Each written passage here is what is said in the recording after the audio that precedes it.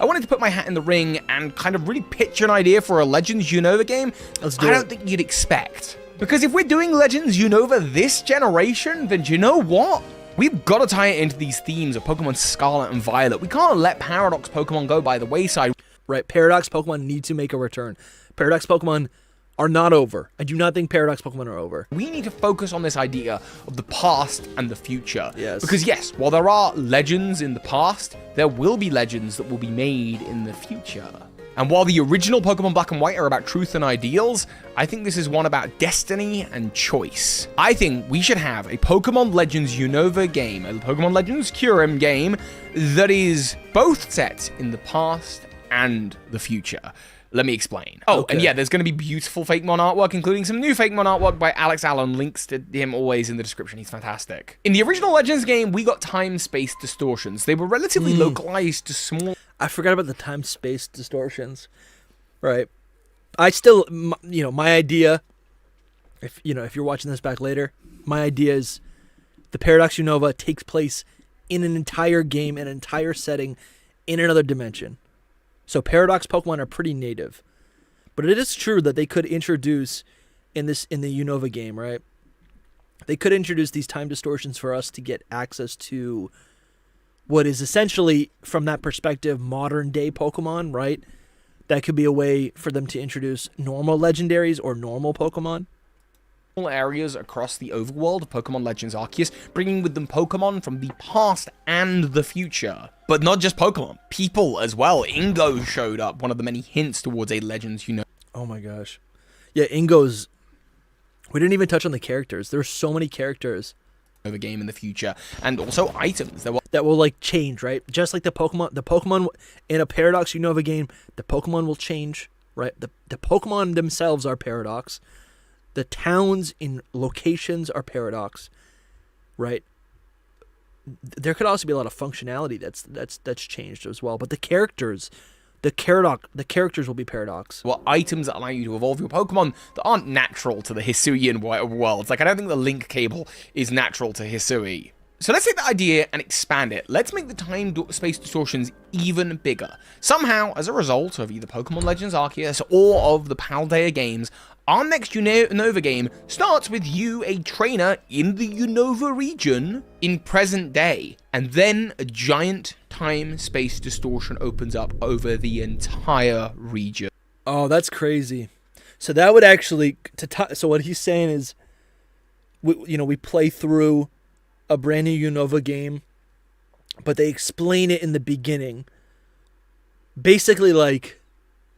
Okay, so that's interesting. Yeah. They explain it. They explain away why we are in another dimension, right? In the opening part of the game, just like in Legends Arceus. That's a little bit different than what I was typically expecting. The Ectrolink at the very center, the world of dreams unfolds, and various areas across the Unova region begin to transform. Some of these areas appearing now as they did hundreds of years ago, and some of these areas split down the middle wherever the time-space distortion wants, set in the far, far future. This is kind of mostly inspired by Opaloosid City, the 8th gym city of the Unova region, which, depending on the version you play, black or white, is either sort of an old-fashioned, old-style town, or a futuristic town. But imagine just take that town, split it down the middle. That's insane. Yeah, I love this idea. This feels like a Zelda game in a way, right? Like one part, like you can see both realities in the same game. Base Black and White already showed us the different versions, right? They already showed us the different versions of these different realities depending on what game you had. But to see them both in the same game would be really cool. Half and half, and then do that for the entire region. It might sound dumb at first, but I actually think there's so many ways in which this could work. Welcome to New Nova. Yeah, it's not Unova, New Nova, because it's New York and it's Unova, New Nova. They could also call it like, Neova, like New Unova, Neo Unova, Neova. They could call it that. Are in your hub area of Castelia. Castelia is about the only area that's managed to not be affected, and this is where our Pokemon Professor Juniper, I guess, is going to meet up with us, and they have 3 starting Pokemon. They're the same starting Pokemon you had in Pokemon Black and White and Black and White 2. Treat this as your Black and White 3 as well as a Legends game. It's the same old trio again, but much like how we got Mega Blaziken before we got Mega Swampert and Sceptile, so... Yes, yes, yes, yes, yes, yes. Yes, this is what I'm saying. New, same starters in a Paradox universe. We get new Paradox starters. Just like, yes, just like the Megas in Omega Ruby Alpha Sapphire. Yes. So too, did we get the sort of Hisuian old-timey Samurott before we got the old-timey versions of Embor and Superior to go with? Now, I've already talked about these in other videos. I would say we're looking at a dark fire type for Embor, Yes. but then I think the Samurott is already a dark water type. Maybe Superior becomes... That Embor is based on Ganon, right? Or like Ganondorf from Zelda. 100% that's Ganon. That's why it's fire dark type. You can make it like fire. I mean, it's already firefighting. No, don't make it firefighting. This dude, no matter what, Superior has to end up as a dragon. It's gonna be Grass Dragon Superior, Water Dark Samurott, and Fire Rock, maybe Fire Steel. Fire. I mean, for this design, it has to be Fire Dark. Dark grass type. I don't know, but I've also suggested that Superior could be like dragon grass. Yes, I don't know what we do about the Embor. Anyway, I wanted to just spin on that idea the same way I did with Johto, where I used the Johto starters all. We're going to use all the Unova starters here. And Juniper mentions that as a result of issues with the time-space distortion, the starter Pokemon are behaving funny. Could you take them with you? And sure enough, as you take them on your adventure, they're going to evolve into these ancient forms of these Pokemon. As you travel across the various areas, That has, like, literally, they have to do that, right? I think Legends Arceus did something really cool where we get to reuse. They kind of, like, reshuffled, repurposed great starters and just, like, reinterpreted them. And I think that's great. And I would actually like to see that more going forward, right? Like, if we don't get a Unova game, I mean, yeah, they could do whatever they want. I like that. I like the idea of, like, pick 3 new starters, make a new starter trio. That's the thing, right? Because like starter Pokemon are only a starter trio because that's how we are presented with to them for the first time. But starter Pokemon do exist in the wild, right? So theoretically, any region could have any combination of any 3 starters, and then that could be the new, like for some players, right? If Legends Arceus is their first game, they might actually believe they might see, you know, Cyndaquil, Rowlet, and Oshawott as the original set of starters, you know, until they go back to Johto. Of the Unova region. There's the far east, the far west, the center of the region, and then the northern portion. You will come face to face with old-timey Knight Templars. Yes. You see, there's a man, they say, to the north in a castle. The castle you might know as En's Castle, who is the ancestor to Ghetsis. And this man claims he is the true king of the region. And yeah, probably he was hundreds of years ago. And these are his Knights Templars, the old Team Plasma. And they are heading across the region because, from their point of view, the future of Unova seems to have just spawned everywhere, and so they need to restore order on behalf of their ancient king. So these are your antagonists for the game. Yes. Over in the western area... So this already makes sense, and we already see this with Team Plasma, just like, right, we already see this with Team Plasma. Let's go this. We've got the original Team Plasma, yeah, right here. Original Team Plasma are literally knights, and that's what Toby's referencing. This is like the original version, and then over time, they reestablish into these future pirate ninjas, right? Which is weird. It's, you know, that's different in its own way. But we already have this future and past representations of Team Plasma that look so different, right? It's basically like this is lawful evil, and this is chaotic evil, right? That's what that is. And is just true neutral. True neutral. That's what Toby's saying. Area of Unova, that's everything from like Driftvale City or even Verbank up north to Icarus City. These areas are typically, I think, they feel a little bit more old-timey. I mean, certainly the Flossie Ranch does, although actually that's beginning to industrialize at the end of Black and White 2. And Icarus City certainly has, like, ancient roots with the Dragon Spiral Tower. Just flip it. So the Dragon Spiral Tower is now, like, a modernized, like, future skyscraper. Drift Vale reverts back to, like, an old wasteland where buffalants roam. Wide grasslands, Drift Vale. Yes, this is so cool because, again, that was one of the charms of Legends Arceus, to see natural habitats and, like, rare Pokemon just like flourishing in their natural order, right? So this is true, right? Like, there's a lot of Pokemon that are rare, and it would be interesting to see a Unova region where they are, where they are a little bit more common. And we get to see maybe they do have addition, because that's the thing, right? There could be paradox Pokemon of Pokemon that we know in Unova, but we could also just have straight up, I don't know, I guess they would technically be regional they could call them paradox evolutions. That's what the fan term will be. It'll be new evolutions for Unova Pokemon, which I did a whole video about. I did a whole video about that on my channel if you want to see that.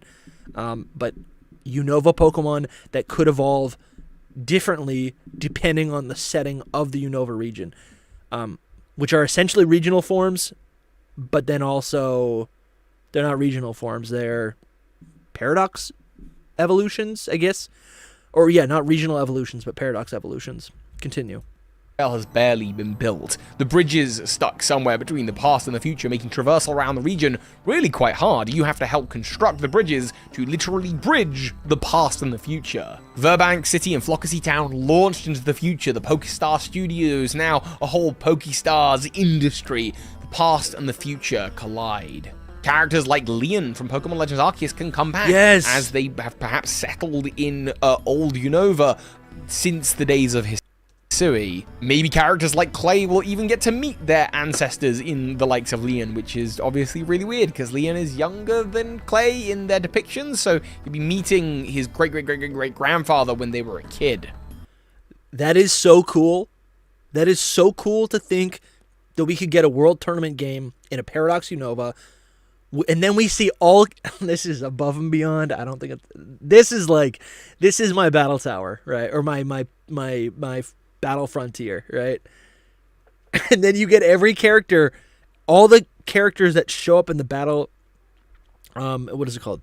The World Tournament, right? All the gym leaders, champions, evil team members, right? Notable characters, all of them, from Gen 1 to Gen 9, show up in new Paradox versions of themselves. Come on. And honestly, all that needs to be is just they have, like, different outfits. Right? Or, no, that's what it would be. That's what it would be. Brock would be a water-type trainer. Misty is a fire-type trainer. Erica is an electric-type trainer. How cool would that be, right? In a different universe, they have different Pokemon. That would be cool. Opelucid Town to the north, very much ripped between the past and the future. To the very far north, Ends Castle, and again, that's all old-timey. That gets his base of operations. In the east, the Black City and White Forest are now, much like Opelucid City, smack bang merged together. So you've got this big industrial skyscraper area kind of blended with this calm forest area. The two interwoven, the past and the future collided. Reversal Mountain, depending on whether you're playing Black 2 or White 2, is either full of magma or full of water. In this game, that whole area is literally half and half. Rivers of water flow. See, this is cool. I really do like what Toby's been. I like his idea of, like, literally cutting everything down the middle to showcase both versions. But I do think Game Freak would want to capitalize. They do make more money when they release two versions, especially if the version differences are great enough to warrant a purchase. So I 100% could see. I could see it. I could see what he's saying. I can see what Toby's saying, but I really think they would probably want to release two different versions that actually have different experiences. Into magma and then background to water again. This is the world that the game is set in. And of course, all over the world trying to deal with the chaos and disorder are the Swords of Justice. Yeah. Both the originals and their paradox variants colliding with one another in great battle with each other.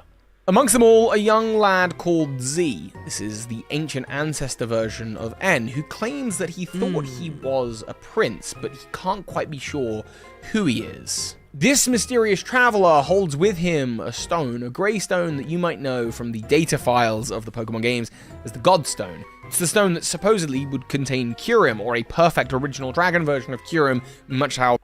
Yeah, Ryan Johnson. Yes, basically we could be able to fly from Unova to Kanto, or maybe a location in Kanto, or a place to represent Kanto.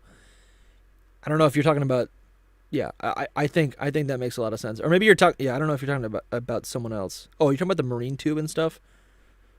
Yeah, I feel like in this Paradox game, the big implication of a Paradox Unova game is that other regions would also be in their Paradox version of themselves. This is almost like a way for... Oh, dude, I didn't even think of that.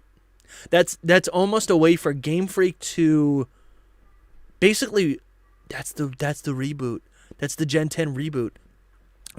A Paradox Unova game, honestly, everything in Gen 9 really does open up the possibility for Game Freak to retcon everything. And they just call it a Paradox. Oh, the white stone contains Reshiram and the black stone Zekrom. And yeah, he's fascinated by the future parts of Unova and saddened by the past parts, and he can't quite put his finger on why, until eventually you do in fact interact with and bump into this Ghetsis ancestor character. This ancestor to Ghetsis will always be pretty confrontational. Not only are they annoyed that it seems to be the case that in your modern day Unova, there is no kingdom of Unova, it seems to have fallen apart, even in the far future areas that his plasma grunts, his Knights Templars have gone to investigate. There doesn't seem to be any sign of the monarchy. It seems that his kingdom will one day crumble if destiny plays out. But now he knows that that's the case, he has a choice. So he, with his new Team Plasma, are going to do absolutely everything by any means necessary to make sure that they have control of the past, present, and future, that they do rule forever by capturing the various swords of justice. I think that's probably his plan. I don't know, I haven't done all the writing on the story yet. But look, I also think it'd be really fun if there's an old school Ingo, like the same one from Legends of Arceus, but also a future Emmett. Emmett also went through a wormhole and ended up in the future, and now that Unova is colliding, they're like searching for one another. And of course, throughout the game, you help them reunite. That's absolutely got to happen. And sure enough, eventually you will get to battle this ancient version of Ghetsis, this ancestor character. You'll learn the truth that there once was two kings in Unova, the King of Truth and the King of Ideal, brothers, and Ghetsis' brother was Zed. Ghetsis' ancestor and N's ancestor, they were related, they were brothers, until Ghetsis killed his brother and took the throne for himself. Isn't that like partially already canon? Something and this version of N, this ancestor character, is from a time before... No, what it is I'm pretty sure AZ shares, or AZ is a descendant of...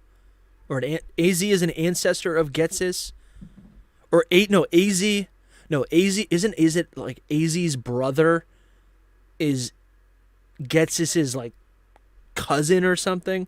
So they share blood, but they're not really. Ghetsis isn't really the true king, so N is just a descendant of that. I think that's what I'm remembering.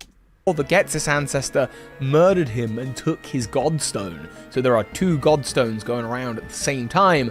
And also, this guy, this brother character, realizes that one day his brother is gonna murder him. This character of Zed tells you that there might be a way to stop Ghetsis, but if there's gonna be, it's gonna be to do with the ancient original dragon. But for that, you're gonna need to go to the Dragon Spiral Tower. But as I mentioned earlier, the Dragon Spiral Tower has been modernized into a future skyscraper. And while it's still got some significance, all of the old carvings, all of the information about the original dragon is gone, taken away and removed. They say you can learn about it in the Nakreen Museum, but Nakreen Town's museum isn't there. It's too far set back in the past. So all of the information about the original dragon in this version of Unova has been lost. Okay, this is where it's going to start getting really fan-fiction-y and really cheesy, but this is just the way that I want to do it. So, but yeah, I mean, screw it, why not? There will probably be some version of Ancient Alder from the, the hero from... Dude, I didn't even think about Alder. Yeah, 100%. That's like Paradox. He is the Paradox, right? Doesn't he have... He has Hydreigon, doesn't he? and he has Volcarona. Dude, imagine we have a Paradox Bouffalant, and that's the thing.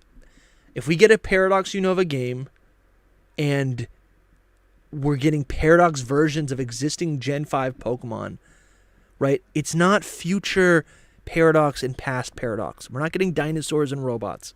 I said it earlier, but it's like this is the current day version of whatever this realm is. So they're just different versions. They're basically look-alike Pokemon, right? In Scarlet and Violet, they show the passage of time, past and future Paradox, because they're from the future in a different Paradox, in a different timeline. So that's why they look like robots. But in this timeline, in a Unova game, in a Paradox Unova game, they're literally just going to be different versions. They're going to be lookalikes. They're going to be like Blood Moon Ursaluna. The Legends games, we'll learn more about that. Perhaps that. So basically, Alder, that's his name, right?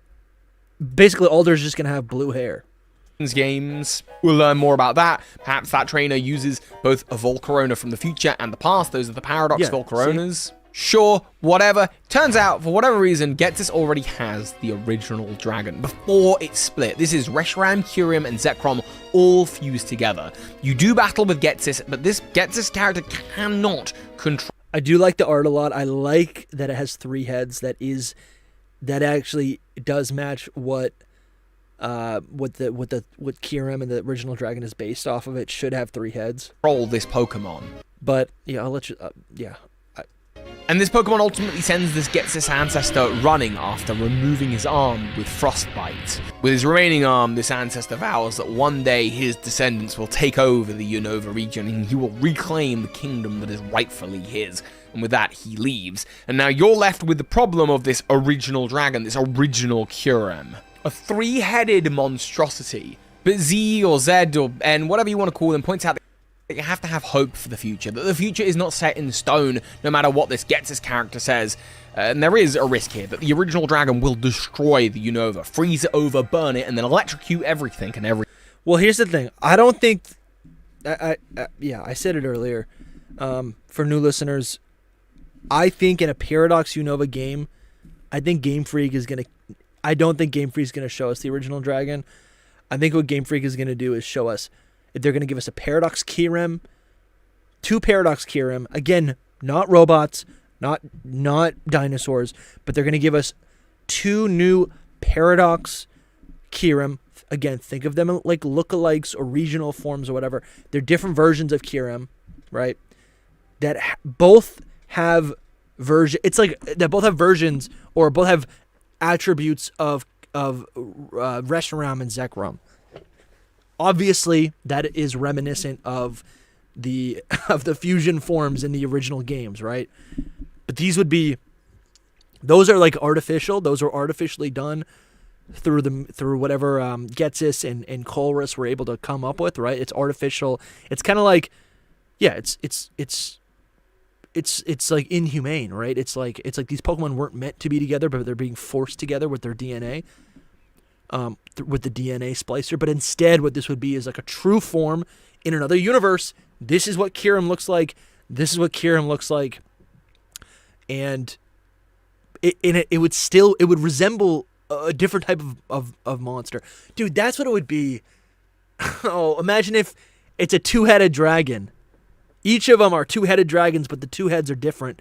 And basically that would allow fans to be like, oh, if you put them together, it's a 3-headed dragon. One, but there might be a way of stopping it. I think there's something you could do with some time travel shenanigans where, because there's then this second Godstone, that perhaps like the bottom of the Dragon Spiral Tower, that bit is still set in the past, but it's the top, it's the rest of it that's all skyscraper. It's stuck between the past and the present. And so what he does is he buries his Godstone at the base of the Dragon Spiral Tower. And if you go back to the Dragon Spiral Tower and you go all the way to the top, you unlock a secret compartment where there is the GOD Stone. It's artificially paradoxy version of the Godstone that has been there for thousands of years. I like this. inside the foundation, moving, changing, and adapting with the times. And you can use it to summon a second version of the original dragon, but because it's paradoxy in future, it's not the original dragon, it's the final dragon. Oh, that's cool. Okay, I like that. This is kind of what I was saying. I like that a lot. I like that. Yeah, that's cool. So you do kind of have the dinosaur versus robots. I guess that could make sense. This actually would make sense. That's actually cool. So we do get two different versions, but they're still not like one original dragon. They're still both amalgamations of each other. A paradoxy future version of the original dragon with 3 heads. The 3 heads of future Reshiram, Zekrom, and Kyurem. And when you ask this N ancestor, Z, how did you know this Pokemon would be there? He would just say that he had hope for the future when he buried the stone and left it behind. And that's all we can have. The future is not set in stone. We need to have hope. And so you use the final dragon to battle and capture the original dragon. And ultimately, that causes the original dragon to separate into Kyurem, Zekrom, and Reshiram. And as it does, so do the past, future, and present separate and return to their original states of being. Yeah, that is super fan-fiction-y. That will never happen. But that's my idea for a Legends Unova game. I've thought about it, and I really do think they need to just continue playing on this theme of past and future that has come with Scarlet and Violet, that's coming with the Paradox Pokemon, that's coming with the Indigo Disc.